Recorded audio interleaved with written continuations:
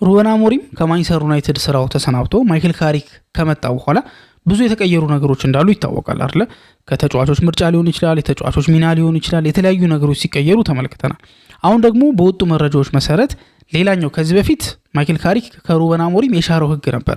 አሁን ደግሞ በዚህ ኢንተርናሽናል ብሬክ ወቅት ደግሞ በአሞሪም ጊዜ ይተገበር የነበረ አንድ ትልቅ ህግን በካሪክ ጊዜ ተሽሯልና ያ ህግ ምንድን ነው? ላይክ ተጫዋቾቹንስ ይጎዳል ወይንስ ደግሞ ይጠቅማል? አሞሪም ምን አስቦ ያንን ህግ ለማውጣት ተገደደ? ካሪክ ደግሞ ይሄን ህግ የሻረበት ሪዝኖች ምንድናቸው የሚለውን ነገር ለመመልከት እንሞክራለን። እንደሚታወቀው ብዙ ነገሮች በካሪክ ስር ተቀይሯል፣ ከሩበን አሞሪም ይልቅ ማለት ነው። በአሞሪም ጊዜ ከተጫዋች ምርጫ እንዳልኳችሁ ከትሬኒንግ ዌይ ሊሆን ይችላል፣ ከጨዋታ ስታይል፣ ከተለያዩ ነገሮች አንፃር በካሪክ ጊዜ የተቀየሩ ነገሮች አሉ።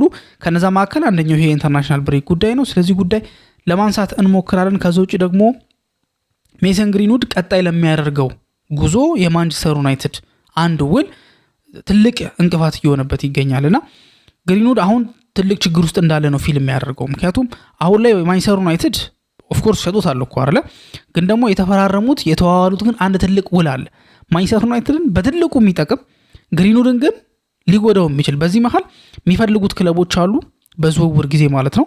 እሱም ደግሞ መዘዋወር እንደሚፈልግ እየተነገረ ነው የሚገኘው።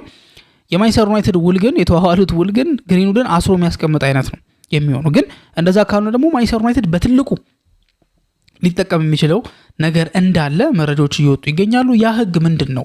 ግሪንውድስ ለምንድነው እንደዛ እየሆነ ያለው የሚለውን ነገር የማንቸስተር ዩናይትድ ጥቅሞች ጋር አያይዤ ለማንሳት ሞክራለሁ። ከዛ ውጪ ደግሞ ሩበን አሞሪም ከመሰናበቱ በላይ ዲያጎ ዳሎን የጎዳው አንድ ትልቅ ነገር አለ። እንደሚታወቀው ዳሎ ከሩበን አሞሪም ጋር የተለየ ትስስር እንዳለው ይታወቃል። የሩበን አሞሪም ፌቨራይት ፕሌየር እንደሆነ ይታወቃልና ግን ደግሞ የሱ መሰናበት እንደሚጎዳው ይታወቃል ዳሎን። ግን ደግሞ ዳሎ ከዛ በላይ ከሱ ስንብት በላይ ግን የጎዳው አንድ ትልቅ ነገር አለ። ያ ትልቅ ነገር ምንድነው የሚለውን ነገር ለመመልከት እንሞክራለን። ስለነዚህ ጉዳዮች እንግዲህ ሰፋ አድርገን እስከ ፕሮግራሙ መጨረሻ ድረስ ለማንሳት እንሞክራለን። ከእናንተ የሚጠብቀው ታዲያ እስከ መጨረሻው ድረስ ከኛ ጋር አብራችሁ መኖር ነው። ለዛም ደግሞ ተጋብዛችኋል። ማይክል ካሪክ ሩበን አሞሪም ከተሰናበተ በኋላ ማንቸስተር ዩናይትድን ተረክቦ ግልጽ የሚባል ለውጥ እንዳደረገ ሁላችንም የምንስማማው ነገር ነው። በተለያየ አይነት መንገዶች ማለት ነው። ጀስት በውጤት ብቻ አይደለም፣ በጨዋታ ስታይል ብቻ አይደለም፣ ከተጫዋቾች ምርጫ ጀምሮ እያንዳንዱን ነገር ከሩበን አሞሪም ኦልሞስት በተቃራኒ ነው ሲሰራ የነበረው ማለት ይቻላል። ግን ያ ማለት ግን ሙሉ በሙሉ አሞሪም ከዚህ በፊት ያረጋቸው የነበሩትን ነገሮች ሙሉ በሙሉ ሽሯል ማለት ግን አይደለም። እንደነ ማቲያስ ኩኒያ የመሳሰሉት ተጫዋቾች በኢንተርቪዎች ላይ ሲናገሩ እንደነበረው አንዳንድ የመከላከል ስትራክቸሮቻችን ከአሞሪም ኢንሄሪት የተደረጉ ናቸው። አንዳንዴ በአምስት ተከላካይ የምንከላከልበት ጊዜ አለ። ያ ደግሞ የመጣው አሞሪም የሚጠቀሙ የነበረበትን መንገድ ነው ብሎ ነበር ተናግሮ የነበረውና ካሪክ እንደመጣ ቦሱ ማን እንደሆነ ለማሳየት አይደለም ጥረት ያደረገው። እንደመጣ ለማንቸስተር ዩናይትድ የሚጠቅሙት የሚጎዱት ነገሮች ምንድናቸው? የሚጠቅሙትን ነገሮች ከሩበን አሞሪምም ቢሆን ኢንሄሪት ያደረጋቸው ነገሮች አሉ። ሲቀጥል ደግሞ ተጫዋቾች ምርጫ ላይ የሚመረጡት ተጫዋቾች ያጨዋታ ስታይል፣ ሚናቸው፣ እያንዳንዱ ነገር በካሪክ ጊዜ ተቀይሯል። ሌላኛው አንድ ትልቅ የተቀየረው ነገር ከዚህ በፊት በአሞሪም ስር የነበረ ግን ካሪክ የቀየረው አንድ ህግ እንደነበረ በዚሁ ፕሮግራም ላይ አንስተን ነበር አይደል? ያም ምንድነው? ከጨዋታ ማግስት ሩበን አሞሪም ትሬኒንግ ያሰራል። ለምሳሌ ጨዋታው ላይ ፊቸር ያደረጉ ተጫዋቾችን ቀለል ያለ ልምምድ እንዲሰሩ ያደርጋቸዋል።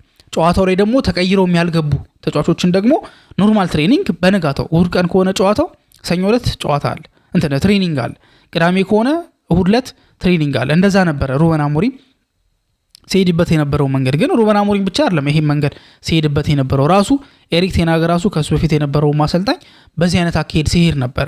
ታዲያ ካሪክ ከመጣ በኋላ መጀመሪያ ያስተካከለው ነገር ተጫዋቾች ከጨዋታ ማግስት እንዲያርፉ ላይክ ዴይ ኦፍ እንዲኖራቸው እንጂ ከጨዋታ ማግስት የሪከቨሪ ፕሮግራሞች ኦፍኮርስ ይኖራሉ እኮ ተጫዋቾች በግላቸው ሪከቨሪ ያደርጋሉ። ግን ግዴታ መጥተው ከቡድኑ ጋር ትሬኒንግ እንዲሰሩ ግን ጫና ይደረግባቸውም ነበር። ካሪክ የቀየረው አንደኛው ነገር ይሄኛው። ሌላኛው የቀየረውና በዚህ በኢንተርናሽናል ብሬክ ወቅት ተግባራዊ የሆነው ነገር ደግሞ ምንድነው? ያው ካሪክ ከመጣ የመጀመሪያ ኢንተርናሽናል ብሬክ አይደለም፣ ልክ ለኢንተርናሽናል ብሬክ ያልተጠሩ ተጫዋቾች ለፍሬንድሊ ሊሆን ይችላል፣ ለዓለም ዋንጫ ማጣሪያ ሊሆን ይችላል፣ ያልተጠሩ ተጫዋቾች እረፍት እንዲያገኙ የሚያደርግ ህግ ሩበን አሞሪም ሽሮ ነበር። እንዲሁም እናስታውስ ነበረ አይደለ ካሴሚሮና ራሽፎርድ በአንድ ወቅት የኢንተርናሽናል ብሬክ በነበረበት ሰዓት ላይ ለብሔራዊ ቡድኖቻቸው አልተጠሩም ነበር። ምክንያቱም ሩበን አሞሪምም ዛት ማች አይጠቀምባቸውም ነበር አይደለ ራሱ ካሴሚሮንም እንደዚሁም ደግሞ ራሽፎርድንም። ታዲያ እነሱን በማይጠቀምበት ሰዓት ላይ እነሱ ፍሪ ነበሩ ወይ ደግሞ ታይም ነበራቸው። ከዛ ምን አደረጉ? ወደ አሜሪካ ሄደው ዴዮፋቸውን ለመጠቀም ሞክረው ነበር። ከዛ ግን ሩበን አሞሪም ከዛ በኋላ እንደዚህ አይነት ነገር እንደማይኖርና ያልተጠሩ ተጫዋቾች ዴዮፍ እንደማይኖራቸው በይፋ የተናገረበትና ህጉ እንዲቀየር ያደረገበትን መንገድ ተመልክተን ነበርና ከዛን ጊዜ በኋላ ለኢንተርናሽናል ቡድኖቻቸው ለኢንተርናሽናል ብሬክ ያልተጠሩ ተጫዋቾች እረፍት የሚባል ነገር የላቸውም። በቃ ይመለሳሉ፣ ኖርማል ትሬኒንጋቸውን ይቀጥላሉ። አሁን ግን ማይክል ካሪክ ግን ያን ህግ ሽሮታል። ምንድነው ጥቅምና ጉዳቱ የሚለውን ነገር ከተመለከትን አንደኛ መረዳት ያለብን ነገር ካሪክ ያለበት ሲቹዌሽን እና አሞሪም የነበረበት ሲቹዌሽን አንድ አይነት አይደለም። ለምሳሌ ሩበን አሞሪም አምና ስንት ውድድር ላይ ነበር ሲወዳደር የነበረው። ሲቀጥል ደግሞ በኢየሱስ ቀኑ ምናምን ነበር እኮ ጨዋታ ይኖር የነበረዋል። ታስታውሳላችሁ። እንዲሁም አንድ ጊዜ ሩበን አሞሪም ቲሙን እንትን ማሰልጠን አልጀመርኩም፣ አሁን ላይ ትሬን እያረኳቸው አይደለም፣ አሁን ማኔጅ ነው እያደረኩኝ ያሉትና ታክቲካል ጉዳዮች ላይ ራሱ እየሰራን አይደለም ብሎ ተናግሮ ነበር። ለምን ከጨዋታ ላይ ጨዋታ መደራረቡ ምንም የትሬኒንግ ሰዓት እንዲኖረን አያደርግም። ጨዋታ አለ፣ ሪከቨሪ ፕሮግራም አለ። ከዛ በኋላ ቀጣዩ ጨዋታ እስኪጀምር ድረስ ትንሽ ጊዜ ነው ያላቸው። ስለዚህ ከሪከቨሪና ከተወሰኑ ቲም ቶኮች የዘለለ እንትን አልነበረውም። ከቲም ቶኮች ምናምን የዘለለ ይሄ ዲፕ የሆነ ታክቲካል ዝግጅቱነት ምናምን አልነበረውም። ግን ያው ትልቁ ስህተቱ ምንድነው? በእንደዚህ አይነት ሁኔታ ላይ አዲስ ሲስተም አዲስ ታክቲካል ስትራቴጂ ይዞ መምጣቱ የሩበን አሞሪም ትልቅ ችግር ነው ወይንም ደግሞ ስህተት ነው ተብሎ እንዲነገር ያደርጋል፣ ወይ ደግሞ እንደዛ ብለን እንድናስብ የሚያስገድድ ነገር ነው ብዬ አስባለሁ።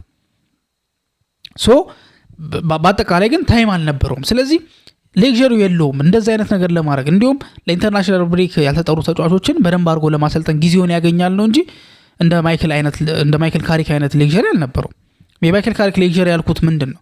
ካሪክ እንደሚታወቀው አሁን ላይ ማንቸስተር ዩናይትድ አንድ ጨዋታ ብቻ ነው የሚያደርገው። አሁን ፕሪሚየር ሊጉ ሲጨርስ በአመት 40 ጨዋታ ነው አደረገ የሚባለው። በጣም which በጣም ሎ ነው። ከዚህ በኋላ ያደርጋል ተብሎ ታስቦ እንትን የተባለው አይደል? በጣም ሎ ነው።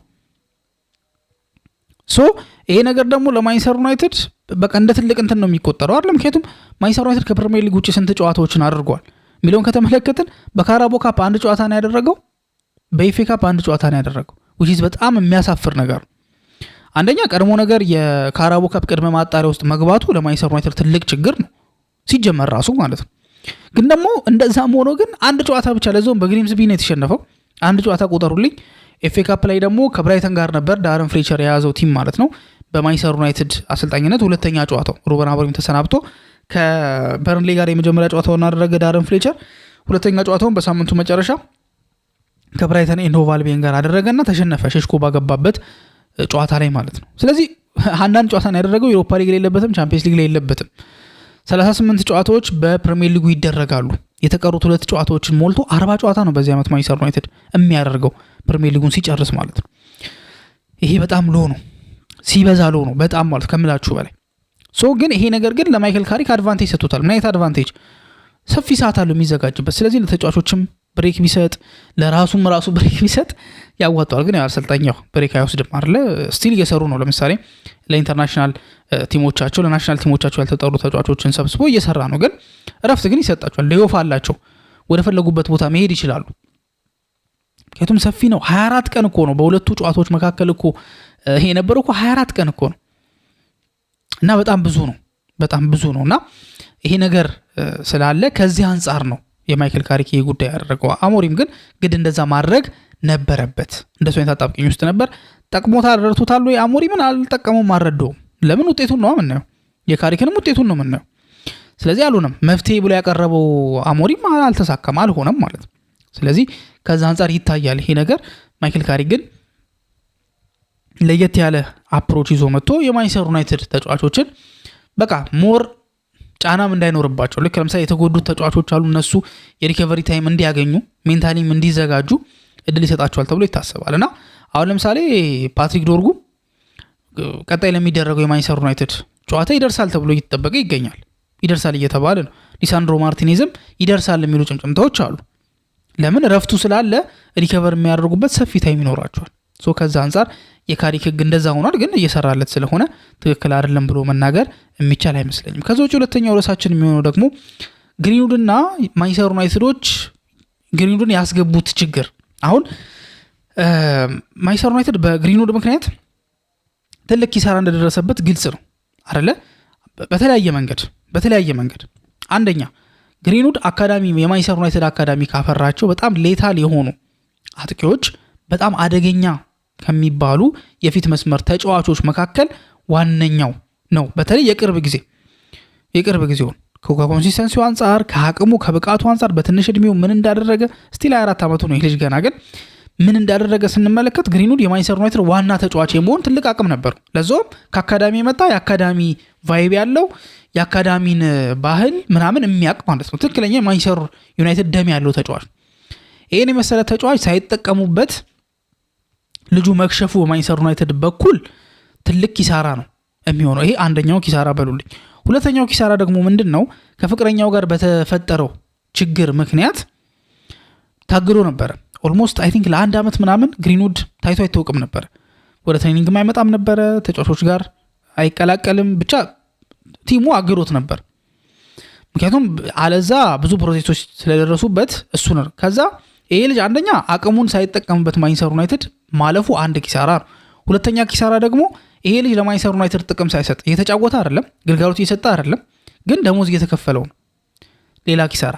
ሶስተኛው ኪሳራው ደግሞ ምንድን ነው? ልጁ በገባበት ትልቅ ችግር ምክንያት ሁሉም ክለቦች ለማስፈረም በመፍራታቸው ምክንያት ይሄ ልጅ ማንቸስተር ዩናይትድ መሸጥ ባለበት ዋጋ መሸጥ አልቻለም። ለሄታፌ ነው በውሰት መጀመሪያ ላይ ሰጥቷቸው የነበረው። ከዛ በኋላ እሱ የተለጠፈበትን የ26 ሚሊዮን ፓውንድ ዋጋ መክፈል ስለማይችሉ ማርሴዎች ገዙት። አሁን ግሪንውድን የመሰለ ተጫዋች በ26 ሚሊዮን ፓውንድ አይገኝም ነበር። ለምን? የቼልሲው በረኛ ፔትሮቪች በስንት ብር ነው የተዘዋወረው ብለን መጠየቅ አለብን።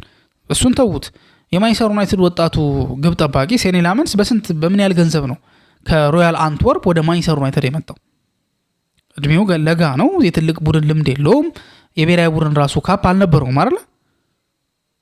ግን ግሪንውድን የሚያክል ግን ትልቅ ታለንት ግን ማንቸስተር ዩናይትድ በዚህ ምክንያት በትንሽ ገንዘብ ነው ሊሸጠው ይቻሉ። ለማርሲዎች ግን ባርጌን ነው። ታዲያ ማንቸስተር ዩናይትድ በዚህ መልኩ በግሪንውድ በኩል ከስሯል ማለት እንችላለን። ማርሲዎች አትርፈዋል። ለምን? አንደኛ ገንዘቡ ትንሽ ነው።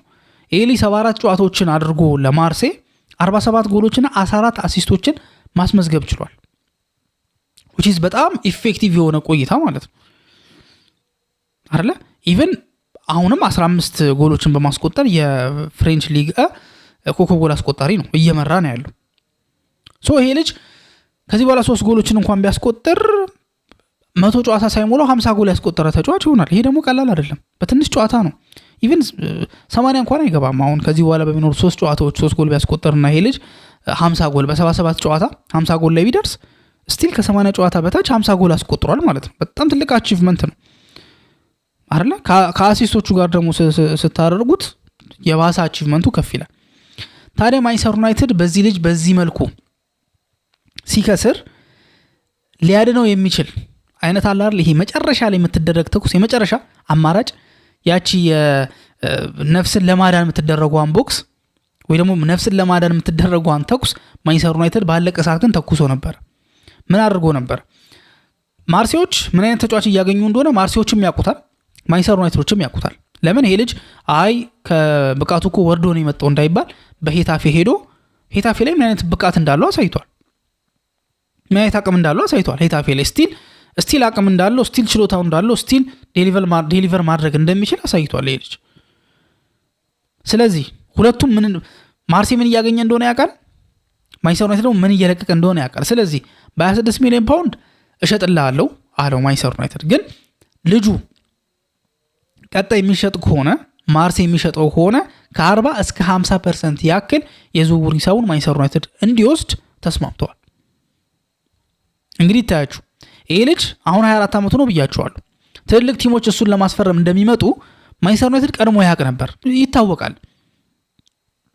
ስለዚህ አሁን በ26 ሚሊዮን ፓውንድ ለማርሴ ለመሸጥ ቢገደድም ከዚህ በኋላ ግን ይሄ ልጅ የሚሸጥ ከሆነ ማንቸስተር ዩናይትድ ኦልሞስት ግማሽ ያክል ዋጋውን ይወስዳል ማለት ነው።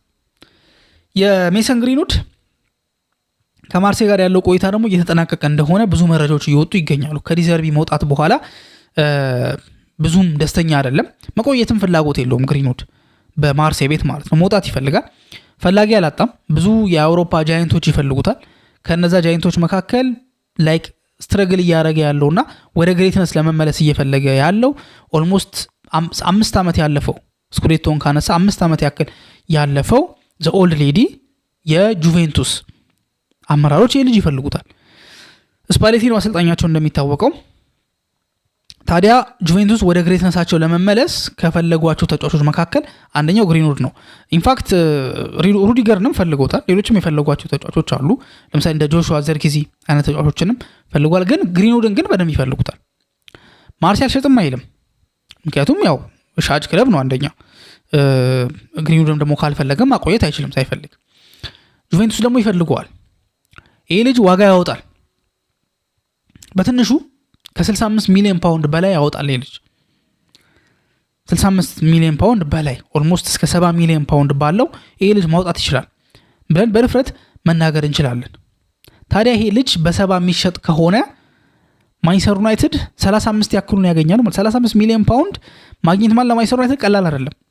እንግዲህ ታያችሁ፣ ለማርሴም ደግሞ ቀላል አይደለም ማጣት ያንን። ይሄን የመሰለ ልጅ ማርሴዎች በ70 መሸጥ ሲገባቸው የ70 ሚሊዮን ፓውንድ ጥቅም ማግኘት ሲገባቸው በማንቸስተር ዩናይትድ አሳሪ ኮንትራት ምክንያት ያን ያህል ገንዘብ ማግኘት ያቅቷቸው ከማንቸስተር ዩናይትድ ጋር ይካፈላሉ ማለት ነው።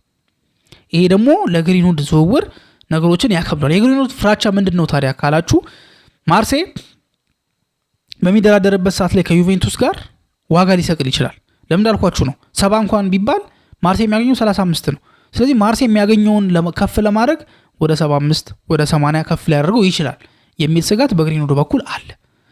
በዛም አለ በዚህ ግን ማንቸስተር ዩናይትድ ከዚህ ልጅ ዝውውር በሰፊው ሊጠቀም እንደሚችል ግልጽ ነገር ይመስለኛልና ይሄንም ደግሞ በውጉት እየጠበቁት ነው ማለት እንችላለን። በመጨረሻም ዲያጎ ዳሎ ከአሞሪም ስንብት በላይ ምንድነው የጎዳው የሚለው ነገር ስንመለከት ባጭሩ ለማስቀመጥ ያክል ማንቸስተር ዩናይትድ ትንሽ ጨዋታዎችን እየተጫወቱ መሄዳቸው ለዳሎ ደስተኛ እንዳያደርገው አድርጎታል።